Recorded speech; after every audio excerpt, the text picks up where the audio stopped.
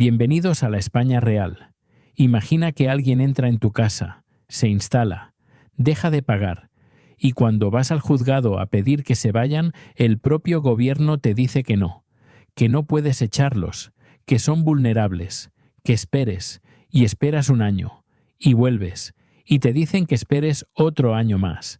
Y así, desde el año 2020, 6 años seguidos, el gobierno de Pedro Sánchez ha estado renovando ese decreto una y otra vez, protegiéndolos a ellos, abandonándote a ti.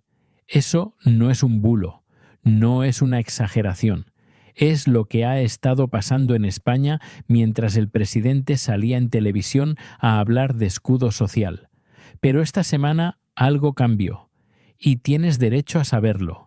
El Congreso de los Diputados tumbó por segunda vez en menos de un mes el decreto antidesahucios del gobierno de Sánchez. El resultado fue 177 votos en contra y 172 a favor. Una derrota que esta vez es definitiva. No hay vuelta atrás. No hay tercera oportunidad para este decreto concreto. El Real Decreto Ley 2/2026 está muerto. Y con él, la 7ª prórroga consecutiva que el gobierno pretendía colarle a los propietarios españoles. ¿La 7ª? Sí, la 7ª. Porque este decreto nació en plena pandemia como una medida de emergencia temporal, una cosa excepcional para un momento excepcional. Eso dijeron. Y desde entonces Sánchez lo ha renovado año tras año, año tras año, año tras año. Lo que iba a durar unos meses lleva ya 6 años secuestrando los derechos de los propietarios españoles. 6 años en los que miles de familias han visto cómo alguien ocupaba su vivienda, dejaba de pagar, se declaraba vulnerable y el Estado les decía: «Lo siento, no podemos hacer nada». ¿Y cuántos casos son? ¿Estamos hablando de 4 casos aislados que saca la prensa para hacer ruido? No. La plataforma de afectados por la ocupación registra 16.500 denuncias por año. Y eso teniendo en cuenta que denunciar es lo peor que puedes hacer si quieres recuperar tu casa. Porque en el momento en que entras en el circuito legal y el ocupa se declara vulnerable, el sistema te paraliza. Los propietarios lo saben, por eso muchos no denuncian. Así que imagina cuántos casos reales hay detrás de esas 16.500 denuncias. Eso no es residual. Eso es una crisis habitacional creada desde el propio gobierno. Y mientras tanto, la ministra portavoz, Isabel Rodríguez, salió a decir que este decreto protegía a las personas, que los que votaban en contra estaban mezclando vulnerabilidad con delincuencia, que usaban el bulo y la mentira. La ministra habló de personas. Muy bien, muy emotivo. Pero hay una pregunta que nadie del gobierno responde. ¿Los propietarios no son personas? Elena, que alquiló su piso a una familia, dejó de cobrar y tuvo que irse a vivir a una habitación en casa de su vecina, entregando la custodia de su hijo a su exmarido porque no tenía dónde meterle, ¿no es una persona? Ana, que con el desahucio a 12 horas de ejecutarse recibió la notificación de que los inquilinos se habían declarado vulnerables y que no podía recuperar su casa, ¿no es una persona?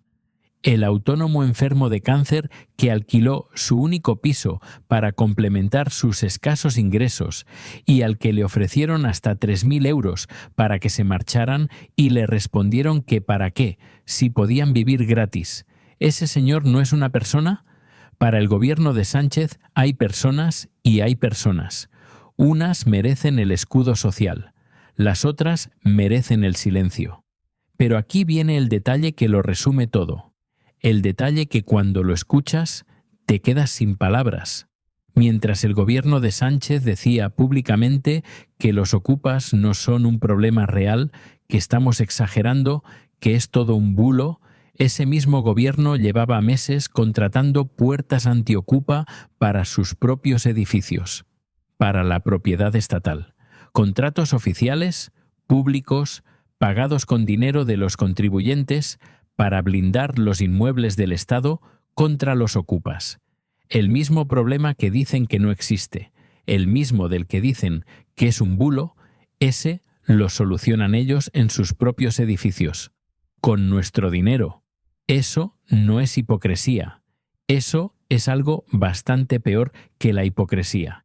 Y para que el espectáculo fuera completo, apareció Ione Belarra, secretaria general de Podemos, socio de gobierno de Sánchez. Y dijo, desde una tribuna parlamentaria, usando dinero público, que le parece bien que la gente le pegue una patada en la puerta a un piso de un banco o de un gran propietario que esté vacío, que el derecho a la vivienda está por encima de todo, y que los que votaron en contra del decreto no tienen vergüenza y que no puedan dormir por las noches ni mirarse al espejo. Una secretaria general de un partido que forma parte del gobierno de España pidiendo desde el Congreso que la gente asalte propiedades privadas, con todas las letras. Eso es una incitación al delito, un delito cometido en sede parlamentaria, pagado por los contribuyentes, y la Fiscalía sin moverse. Ahora bien, ¿qué pasa a partir de ahora? ¿Está todo resuelto? Ojalá fuera tan sencillo. La realidad es más complicada. Porque el decreto cayó, sí, pero la justicia española es tremendamente lenta. Un propietario que tenga un proceso de desahucio paralizado puede ir ahora mismo al juzgado a reactivarlo. Esa es la buena noticia. La mala es que incluso sin el decreto, incluso con todo en orden, incluso cuando el inquilino no es vulnerable y el contrato ha vencido, los juzgados tardan de media más de un año en ejecutar un desahucio, un año mínimo en recuperar tu propia casa.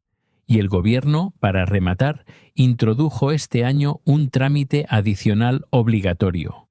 Antes de acudir al juzgado, el propietario tiene que intentar una negociación previa con quien ocupa su vivienda.